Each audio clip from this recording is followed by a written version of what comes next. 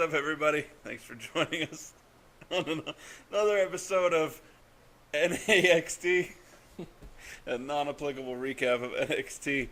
I'm Chubbs. One take.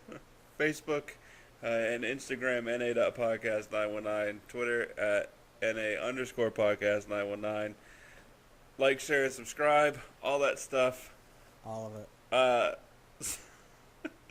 All of it! I'm sorry. I don't mean to be laughing. We've been doing air quotes for like the last 5 minutes. Unneeded air quotes. This is one of the times where it's good that we're not video recording, but it would also probably be funny if we were. It would be gold. Eventually, maybe. So, NXT from Wednesday, June 7th. Quick little recap before our discussion. Heavy Machinery defeating Jobber City. Victor Andrews and Lars Sullivan.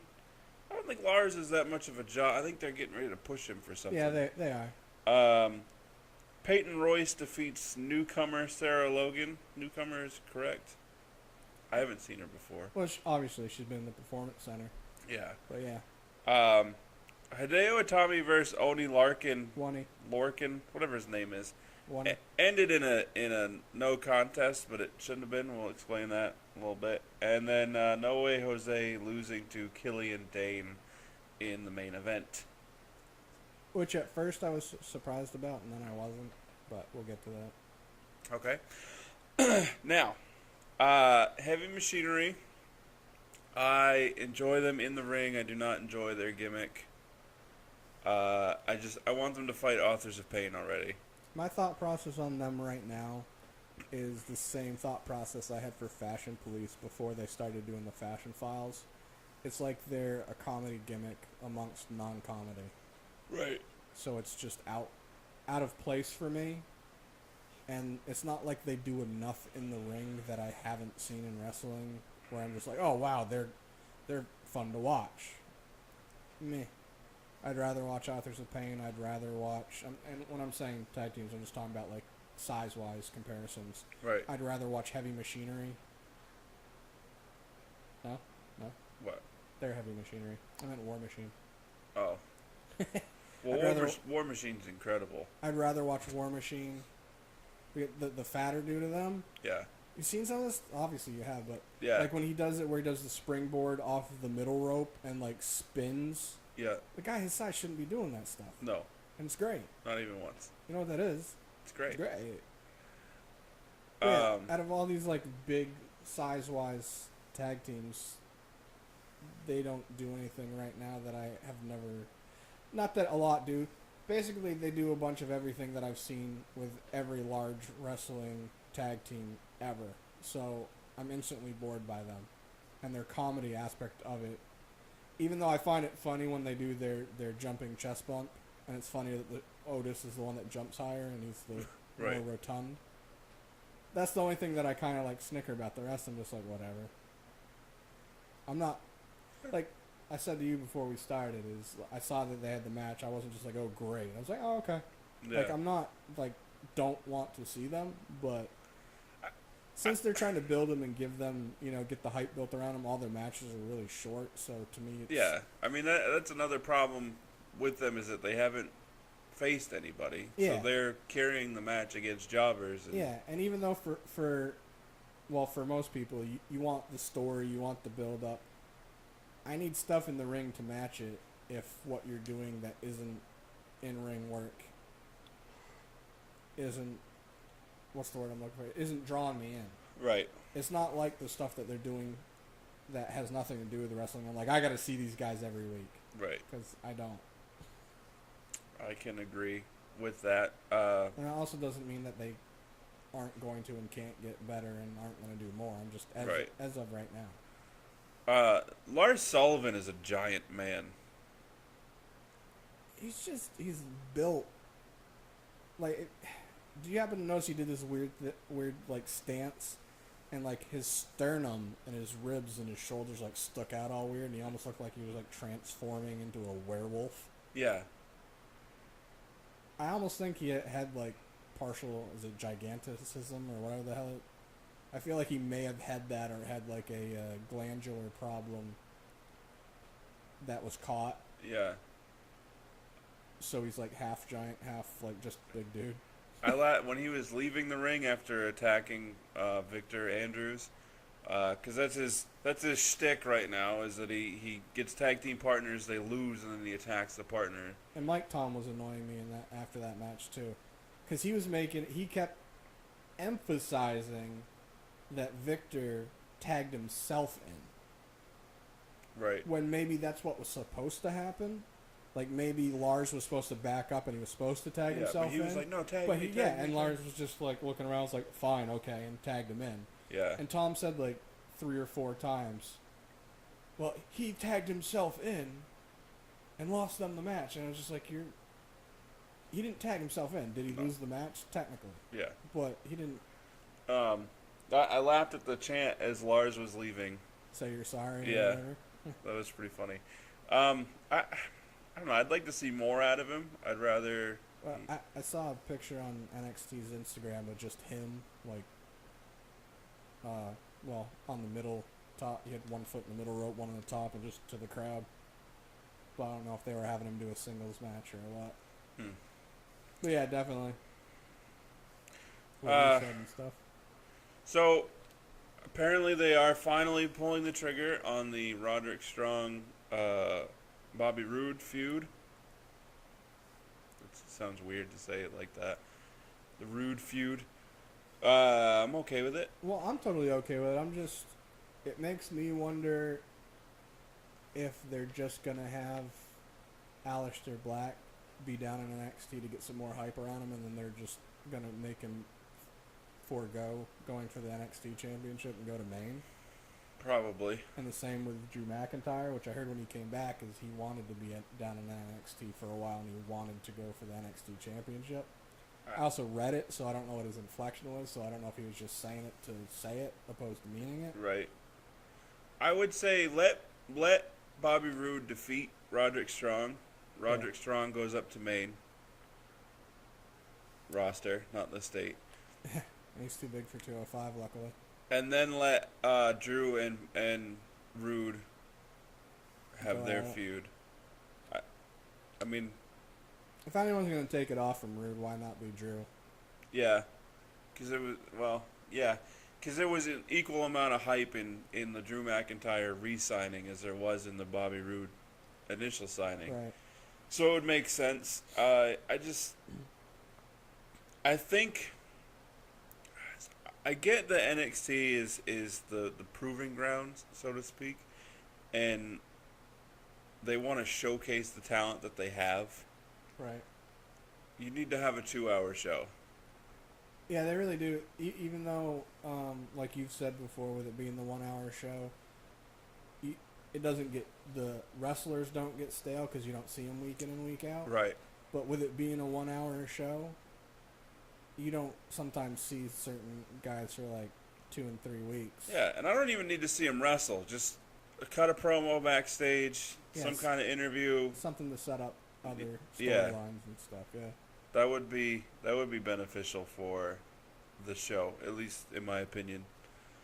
I will say that I shouldn't say rumors. It was kind of thought that with Roderick Strong signing with NXT that he was going to be there probably for a long time, and they had the thoughts of maybe doing with him in NXT what he did when he was with Ring of Honor, where he became Mr. Ring of Honor.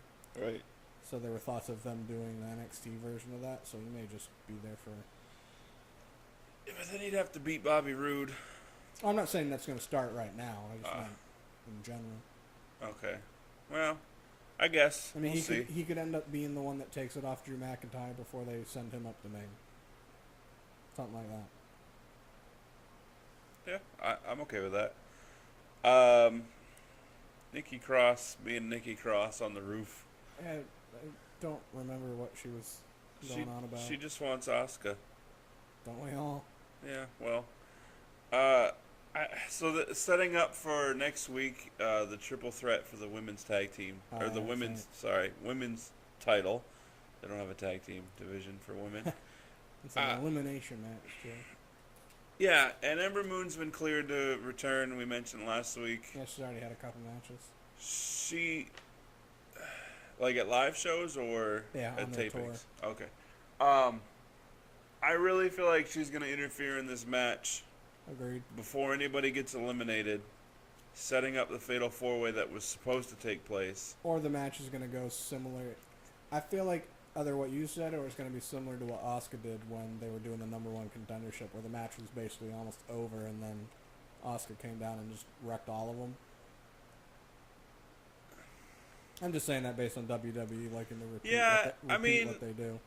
And then it would be kind of foreshadowing of Ember taking the place of Asuka eventually.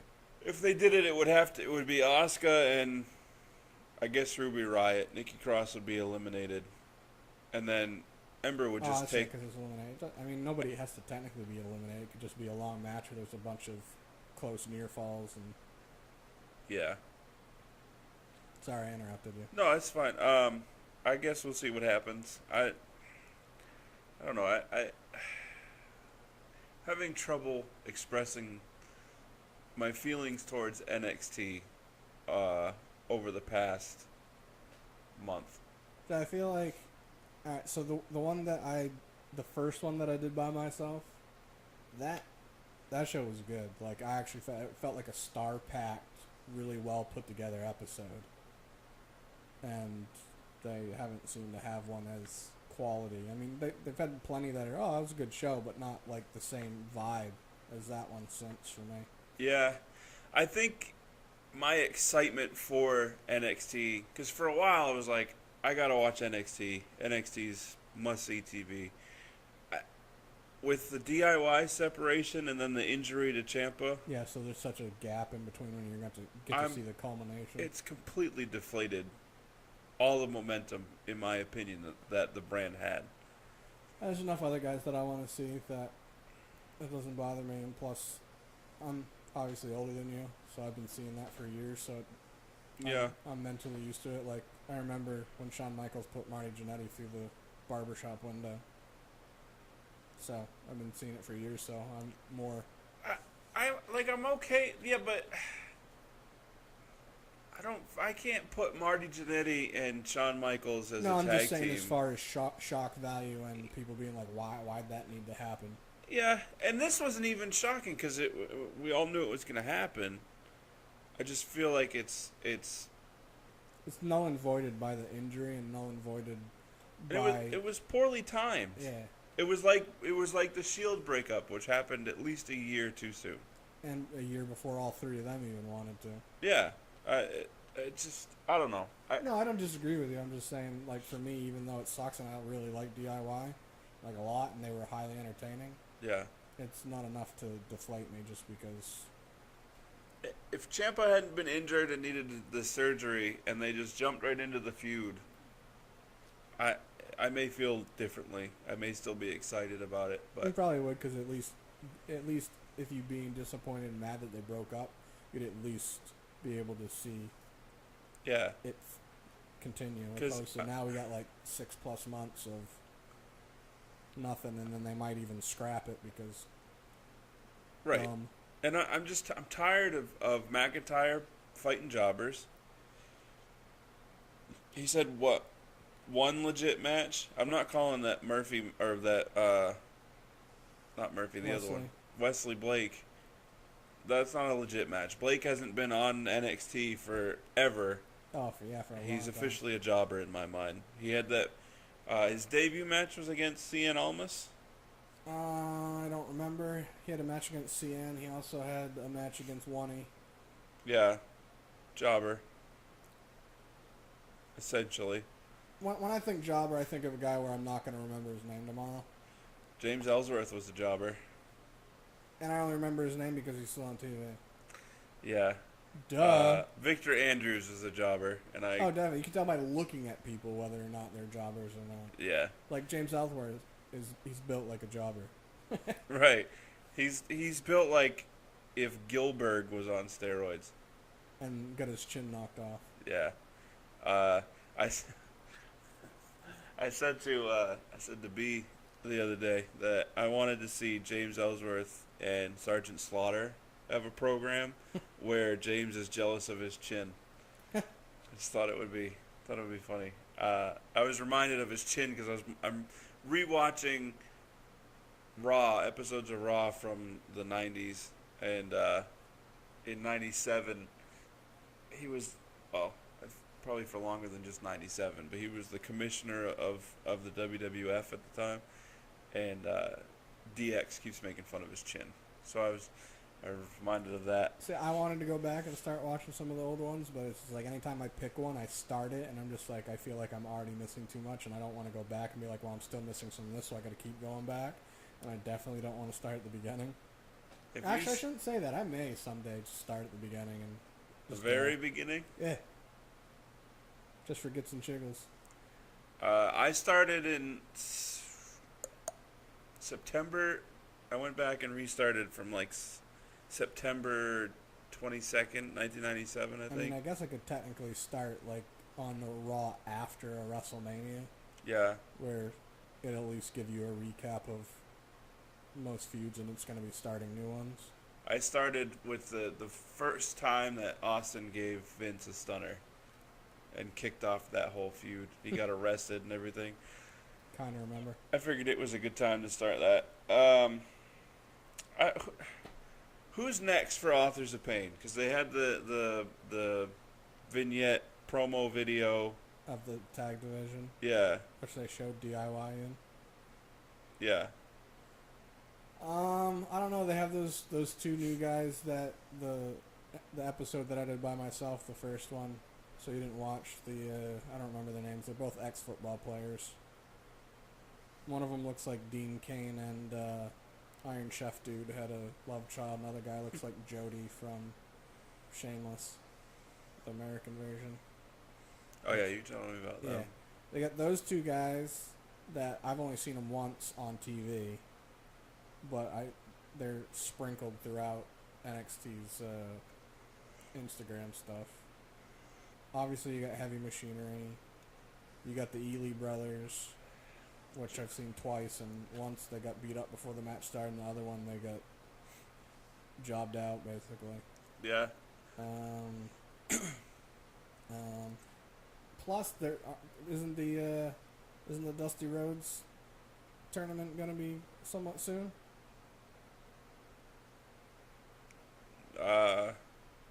No. I don't remember when it is. I thought it was It wasn't a one-time deal? No. Because that's how DIY came together. Samoa Joe and Finn won it. Huh. I have no idea. I'm just saying because they might, fashion some tag teams that way. It was around this time last year because it was, wasn't the conclusion at some NXT TakeOver Brooklyn last year?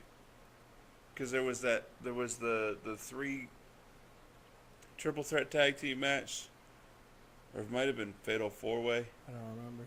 There was DIY, Authors of Pain, Revival, and then this other team that has like an M and a 6 in the name, and they're from Australia, and I can't remember the name. Yeah, Saved my life. I don't remember. Too much has happened since then. I don't know. They need to do something with Authors of Pain because it's to the point where people are done seeing them run through everybody, and it's time for them to struggle a little bit. Just in my opinion. That's where it comes to where, even though I get what you're saying, that's where it comes to where it's remotely okay-ish that they have a 1-hour show, because I haven't even seen them on TV since TakeOver. Yeah. Maybe the week after. I won't see them again until TakeOver. Right? They're like just pay-per-view tag teams. They're the Brock Lesnar of the NXT tag team division. Well, I mean, they do the house shows and the tours and whatnot, so it's not like they're not having matches, unlike Brock. I'd rather they just show up every week and get involved in some sort of tag team match, or interfere. Just random matches. They could Braun Strowman it, where they just decide that they're not getting enough competition, so they're going to beat up everybody until they are found. Yeah, and then they can fight Asuka, and then they both get what they want. That's hilarious. So Peyton Royce with Billy Kay. I can't stand Billy Kay. Defeat Sarah I don't really Logan. care for I don't mind their gimmick as far as the iconic part and how they're kind of, sassy-ish. I don't like their schoolgirl. Stuff just is so unsettling, unnerving, obnoxious. Agreed. So, I want to talk about this HIDEO Itami and ONEY LORCAN match. I had so many problems with this. And this is like so fresh off the heels of my issues with Extreme Rules that this bothered me, even though it wasn't connected at all. I actually didn't even think of it until you said it, because I already knew once the match started how it was going to go. So I was already... Like, I didn't necessarily tune out, like I watched it. Right. But since I knew how it was going to end, I didn't really break it down too much, because I was expecting what happened to happen. So, HIDEO hits ONEY with, what, 3 go-to-sleeps? Hit him with 3. The second one, like, he played it as it, like, fully knocked him out. Right. And the third one... Even though it hit him in the underarm. And then he did the third one, and when he went to do the fourth one is when... KASSIUS OHNO came to the rescue and just kind of was like, "What are you doing, man? What are you doing? What the heck, man? This isn't you. Why are you doing this?" Hey, man. And then HIDEO pushes KASSIUS and KASSIUS. Oh, no. I'm hungry. I'm thinking of cashews. KASSIUS ain't scared to hustle. So KASSIUS then pushes HIDEO back Knocks him on the ground. Knocks him down, and at that point, the match should have ended in a disqualification for HIDEO Itami. Right. The only thing I'm thinking is they just did a poor job of announcing it, because the ref was playing it as even before Ono came down that, like, the match was over with, done with, and he was like, "What are you doing, HIDEO? He's done." Right. So, I think it was just piss poor timing, where it should have been before Ono came down. It should have been... The bell should have rung. Yeah, it should have been ONEY wins. Sorry, his name is spelled ONEY, so I call him ONEY because it's funny to me. So ONEY wins, and then HIDEO's not done, and decides to keep furthering it. Then it would have made even more sense. Yeah. It's like the match is over with, and you're still trying to finish him when he's obviously finished. Then Ono comes down. Then it makes more sense. So I don't know if they botched it, or if they just thought people would be like, "Man, whatever." Probably thought people would be like, "Man, whatever." But I'm gonna blame the ref, because he should have. Say you're sorry. He should have had. Is that the ref that I'm always complaining that sometimes he has an elbow brace and sometimes he doesn't? I think so. Actually, I'm gonna ask you a question knowing the answer. I don't suppose you saw the Instagram of NXT. It had, I guess, No Way Jose, KASSIUS, and Roderick Strong were a team. Right. And they won, and afterwards they were just all in the ring dancing and stuff, and they got that ref to come in and he started dancing. It was comical. I did not see that. It cut out. They should have started recording like 5 seconds later. That way you could have seen more of the ref, because it was like right when he got into it, it cut out. It was funny though. So next week also Drew McIntyre's in action, which means against the jobber, because I'm trying to remember. Anytime they just say in action next week and don't tell you who the opponent is. Yeah, I mean some guy from the Performance Center, or if they're traveling, it's a local. Right. Because they're in UK right now. Yeah. So it's probably going to be a local talent from there. What if they set it up like this, where Drew goes into the ring and he's like, "So, I'm having a match tonight. This is an open challenge to anybody. Pete Oscar Dunne comes out. Oh, I know. Pete Dunne, the UK champ." That'd be a great match. Yeah. I mean, you're gonna. Even though Pete's. Like they wouldn't 3 do it feet because shorter. Pete Dunne would have to eat the pin, and as the champ, he's not gonna. What if they knock each other out? Yeah, it could end in some sort of because he's the disqualification. bruiserweight. Yeah, it could end in some way where neither of them. Right. Tyler Bate interferes. Trent Seven interferes. Anything. Count out. Yeah. Literally anything. Drew really. could get tired of not being able to pin him, so he just grabs a chair and hits him with it. Yeah. All right, I think we booked that for you, WWE. It is decided. You're welcome. Let's see, what else do we have here? Had the CN Almas thingy. I don't remember order-wise. I'm just going on. Yeah, I skipped over it because Cien Almas was leaving the arena. And the only reason I did is because who it introduced, and it's going to be a storyline. That's the only reason I wrote it down. Gets confronted by, what's her name? Thea Trinidad, which I don't know if that's going to be her name or not. That's who she was in TNA or Impact. I don't remember. I was just looking at it earlier. That's her real name. Yeah. And for those that are like, hey, that name sounds familiar. One, she is actually Austin Aries' real-life girlfriend. Fiance. Oh, they're engaged now? Well, they're not married, so it's still his girlfriend. And she's also playing AJ Lee in the movie that The Rock is producing about Paige. Fighting with My Family, is that what it's called, the movie? I forget. Either way, I guess ever since they casted her as AJ, WWE's been trying to sign her. Her name was Rosita in TNA. Ah, that's what it was, yeah. Well, so I feel like an idiot once you said that because I remember. So yeah, Thea Trinidad's her real name? Yeah. I don't think she looks at all like AJ, and I don't think the person playing Paige looks at all like Paige. She does at times, but she looks like a kid version of Paige at all times, opposed to like an AJ Lee version of Paige. No, the chick play. Yeah, she definitely doesn't look like AJ, but at least she's attractive. Nah. Yeah, so she slapped Cien Almas, and it's gonna. I guess she's supposed to play his girlfriend or whatever, but nobody told him because he was just like, yeah. And then the main event, No Way Jose losing to Killian Dain. I don't really have much for this match. I knew. Well, at first I was like, all right, Jose's been gone for 2 months. They're not going to have him lose his first match, especially when the rest of Sanity left. Right. I thought they were going to play that into it. But I'm also not surprised that Killian won because, A, he doesn't have very many singles matches, and they kind of want to push his talent because he is good. Yeah. And he's supposed to be essentially the bruiser of Sanity. The what? The bruiser. The muscle, even though he doesn't have much defined muscle. He's entertaining to watch either way. Yeah, I like him. Yeah. That's all I got. Wore a shirt. Huh? Just wish he wore a shirt. He wears a sweater. Yeah, built-in sweater.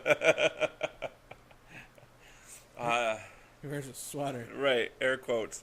Do you have anything else you want to add to this? Oh, to this? No. Episode? Negatore. All right, well, that's it. Bye. Facebook, Instagram, NA.podcast919, Twitter, NA_podcast919. Like, share, and subscribe. Bye. And check out all the other stuff. Bye. Deuces. Bye, deuces.